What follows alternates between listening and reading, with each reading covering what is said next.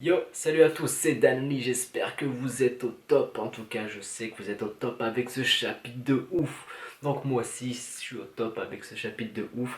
Et aussi grâce à vous, puisque vous m'avez mis super bien dans ma dernière vidéo, qui je rappelle est une vidéo théorie sur Joy Boy, Luffy, le voyage dans le temps, tout ça, tout ça. Enfin bref, je te laisse la vidéo ici ou ici. Si tu ne l'as pas déjà vue, je te invite fortement à aller la regarder parce qu'elle est excellente. Et elle te permet de voir One Piece sous un autre angle. D'ailleurs, même en regardant ce chapitre, en ayant la théorie en tête, bah tu te dis que ça tient toujours la route. Donc je vous remercie pour tous vos commentaires, ils m'ont fait grave plaisir. De toute façon, c'est simple. J'ai pleuré à chaque commentaire. Ah, je te jure, j'avais une larme. À chaque commentaire, hop, une larme qui coulait. Vous étiez trop bon avec moi. En plus de ça, vous avez laissé un max de pouces bleus. J'arrête pas de vous le dire à chaque fois, mais ça aide vraiment pour le référencement. Et là, ça l'a vraiment prouvé, puisque le taux d'impression de la vidéo, donc c'est-à-dire le nombre de fois où elle était en recommandation de personnes, bah d'habitude, si tu veux, je tourne autour de 2000. Et là, je sais même plus j'étais à combien, mais c'est un truc de ouf. Donc un grand merci à vous pour la force, ça m'a remotivé à reprendre les vidéos, à continuer les vidéos. Donc voilà, je vous invite à me donner autant de force, à lâcher autant de commentaires, autant de pouces bleus et aussi à vous abonner si ce n'est pas déjà fait. Et d'ailleurs, bienvenue aux nouveaux Nakama qui ont rejoint l'équipage. Et on peut passer à la review du chapitre 1044.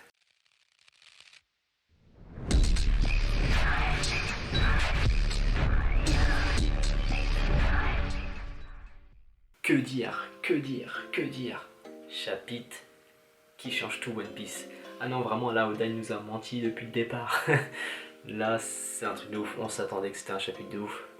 Pas déçu. Pour ma part, en tout cas, je ne suis pas déçu. Bon, on va skipper clairement la partie avec Komurasaki, enfin Iori et Orochi. C'était cool, c'était sympa. Voilà, hein. Luffy lui a volé clairement la vedette. Tant pis pour elle. On a vu le chapitre, on a vu des informations. Déjà, la première information, c'est que le fruit du démon de Luffy n'est pas un Paramecia, mais un Zoan. What the fuck, putain de bordel de merde. Je n'ai plus les mots, c'est quoi ce putain de délire? C'est un Zoan. En plus de ça, c'est le Zoan de l'humain, le Ito Itonomi. Donc il a le même fruit que Chopper. Chopper, il va lui bicraft des Rumble Ball d'Anthony. Truc de ouf. C'est le fruit de l'humain type mythologie.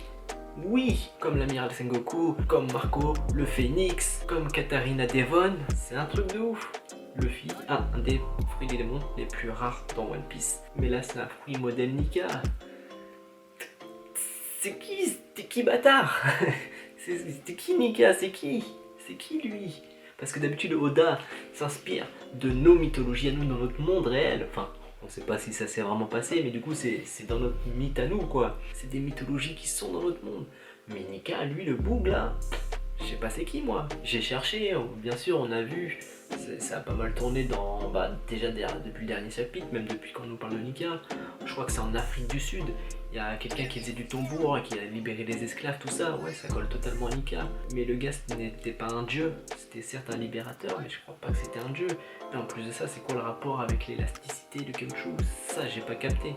Donc j'ai vraiment l'impression que Nika, c'est bel et bien un dieu. De toute façon, c'est le cas, j'ai l'impression, mais qui est propre à l'univers One Piece, pour une fois. Après, moi, ça me dérange pas du tout, et au contraire, je trouve ça cool que dans One Piece, du coup, ils aient leur propre dieu, quoi. C'est pas tout copier-coller par rapport à notre monde. Donc, d'après le Gorosei, le Ito Itonomi Zoan mythique modèle Nika permet à son corps d'être comme le caoutchouc.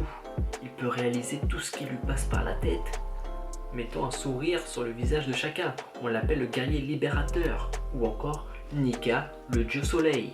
Son éveil donne à son corps encore plus de force et de liberté. De tous les fruits existants en ce monde, ce serait le plus ridicule qui soit. Oda. Ce mec est soit un génie, soit un fou. Faut choisir. Il a clairement retourné le game là. J'imagine la gueule des éditeurs quand ils ont vu Nika. J'aurais trop aimé voir leur tête. Bon, en vrai là, ce qu'il faut se rendre compte, c'est que Luffy, il est over-cheaté. Je sais pas si tu te rends compte là, que Luffy, à tel point qu'il est fort grâce à cet éveil, grâce à cette transformation, grâce à ce fruit du démon. Le Gorosei l'a dit, il peut littéralement faire ce qu'il veut. Et si tu n'arrives pas à te rendre compte vraiment de ce qu'il peut le faire, en gros, tu tapes Bugs Bunny, ou Cartoon, ou Tex Avery, ou je sais plus comment ça s'appelle. Tu regardes tous les cartoons, tu regardes 3-4 épisodes, et tu dis que Luffy est capable de faire ce qu'ils font là dans les cartoons. Là en fait, Luffy pour moi il a le cartoon Nomi, tu vois, il est clairement dans un cartoon. On le voit bien avec les yeux qui sortent, comment il attrape le sol, ses membres absurdes, c'est clairement comme dans un cartoon. En anime ça va être n'importe quoi avec les bruitages. En plus il fait que de rigoler, les cartoons c'est pour les enfants, ça fait rire. Et ça a pas de limite, ils ont pas de limite dans les cartoons. Ça me fait penser un peu à The Mask. Moi j'adore ce film, c'est un de mes films préférés. Et quand il met le masque, Jim Carrey, ou plutôt Stanley Ipkiss, dans le film, il s'appelle comme ça. Quand il met le masque, il a des pouvoirs et il est comme dans un cartoon. Il fait ce qu'il veut. Genre au début il souffle dans un ballon, il fait une sulfateuse. Il avale une grenade, enfin du C4 quoi, ça explose dans son ventre. Il rote normal, il crache la fumée, puis il dit picote c'est merguez. Tu vois le délire, il a pas de limite. Il esquive en tirant ses jambes, il fait des loopings bizarres. Pas de limite. Et là, Luffy, il n'a pas de limite, c'est selon où va aller son imagination, son pouvoir va s'arrêter. C'est un power-up incroyable. Personne ne pourra tester Luffy. Là, les prochains combats, Luffy va rouler sur tout le monde. Hâte de voir Kaido comment il va se défendre, mais Kaido il va prendre cher. J'en perds mon téléphone. Après, je me demande, est-ce que l'élasticité de son corps est une métaphore à l'élasticité de la peau qui est sur les tambours, puisque le dieu Nika dans notre vie, puis aussi dans celle de One Piece, dans les deux mondes, est beaucoup lié au tambour. Même le cœur de Luffy fait un bruit de tambour, sachant que du coup les tambours sont faits avec une peau assez souple, assez élastique. Est-ce que, je sais pas, c'est une métaphore à l'élasticité de Luffy, je sais pas, je te dis de la merde comme ça qui passe par la tête, mais en tout cas, une chose que je pense qui est sûre, c'est que les petites incohérences, enfin les trucs qui clochaient un peu dans One Piece, sont justifiés grâce à ce fruit du démon. Exemple tout con. Du coup, le fil, là, pour moi, il n'est pas en caoutchouc. Il peut certes étirer ses membres, comme dans les Tex Avery, comme dans les cartoons, mais ils sont pas en caoutchouc. Mais par contre, il fait ce qu'il veut. Donc, est-ce qu'il s'est mis dans la tête que lui c'était du caoutchouc, donc du coup il a fait en sorte que son corps soit du caoutchouc, donc c'est pour ça qu'il résisté aux attaques des nerfs.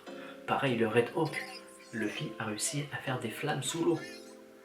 Tu vois pas que ça cloche là normalement, mais puisque son fruit du démon lui permet de faire tout ce qu'il veut quand il lui met de la volonté, et là c'est en hommage à son frère qui était mort, à Ace. Quand tu regardes ses combats, il assimile les attaques de ses adversaires en quelque sorte. Quand tu vois Bellamy avec ses jambes quand il est compressé, puis il se propulse assez vite, Luffy fait à peu près la même chose. Contre Kinder Bueno quand il a pris le déplacement rapide, là je sais plus c'est quoi le nom de la technique. Pareil contre Katakuri, il a fait comme Katakuri, il a réussi à développer son haki en copiant sa technique à voir dans le futur. Et pareil quand tu vois l'utilisation du fruit du démon de Katakuri, Luffy l'a en quelque sorte inimité avec le Snake Man, tu vois. C'était assez similaire, donc on dirait que Luffy arrivait à reproduire ce que faisaient ses adversaires, et je suis sûr, là je t'ai dit les premiers exemples qui me passaient par la tête, je suis sûr en cherchant bien on peut en trouver d'autres. Après pour ce qui est de mon avis sur ses compétences, sur cette transformation, j'ai trouvé ça absurde et ridicule aussi, mais j'ai kiffé. J'ai kiffé, j'ai été surpris, tu vois. J'ai lu le chapitre et j'avais ce sourire, je sais pas, je souriais bêtement, alors que je m'attendais à un truc badass, je m'attendais pas du tout à ça. Mais il m'a pris à contre-pied et je souriais, et je pense que c'est là ce que voulait faire Oda, nous faire sourire. C'est ça ce qui est Joy Boy, tu vois. C'est le Johnny qui a faire sourire les gens, même pendant qu'il combat. Surtout que quand on y repense, ça a tout son sens. Déjà, le dieu soleil, le bateau de Luffy, c'est le Sunny. Ça m'a toujours perturbé pourquoi il a appelé ça le Sunny. Pourquoi il a fait un soleil avec une tête de lion.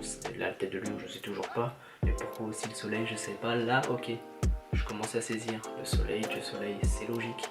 Depuis le début, Luffy dit qu'il veut devenir le roi du pirate parce que les rois des pirates, le roi du pirate c'est la personne la plus libre du monde. Cette notion de liberté, c'est ce que cherchait Luffy. Et là, avec son fruit du démon, il est affranchi de toutes les règles. Il est libre de faire ce qu'il veut, de faire ce qui lui passe par la tête. C'est le fruit du démon qui lui colle parfaitement bien avec cette notion de liberté.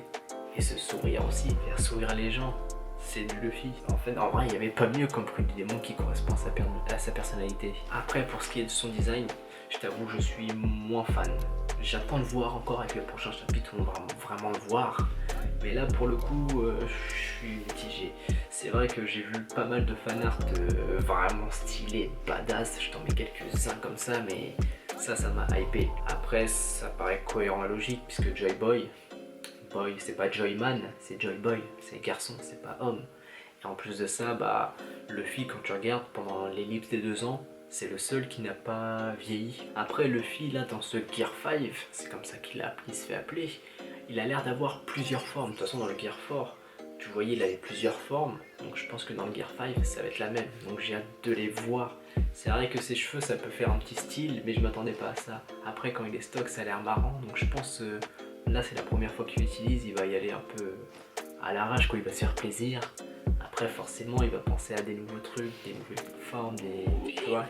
Et je pense qu'à partir de là, je pense qu'on aura des designs vraiment stylés, des nouvelles formes, voir vraiment ces formes pour telle situation, ça va être lourd. Bon, par contre, il y a une chose qui m'interpelle un peu dans ce chapitre, c'est le Conseil des 5 là, le gouvernement mondial. Il y a quelques chapitres, il disait que ce Nika Nikanomi, enfin il faisait sous-entendre, mais je pense qu'il parlait sur un certain de ce fruit-là, mais il faisait sous-entendre que c'était qu'une légende. Et là, il parle avec affirmation.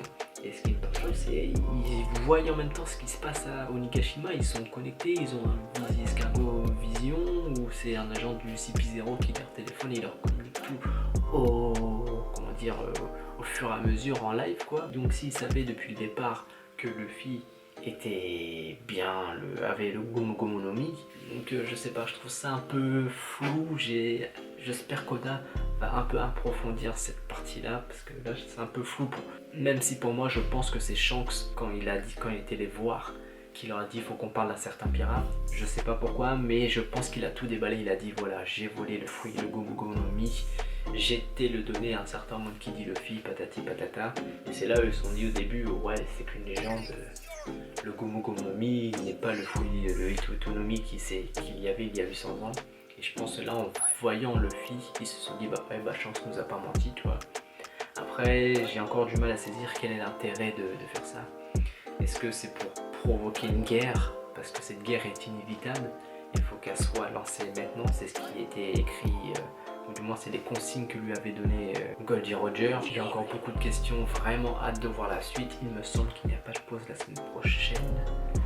Dinguerie. En tout cas, laisse-moi ton avis dans les commentaires, je lis tous les commentaires et j'y réponds aussi à tous. Et pour le coup, là, je suis vraiment curieux de savoir ce que tu as pensé de Luffy, de cette transformation de Nika, de tout ce blablabla, tout ce truc de ouf.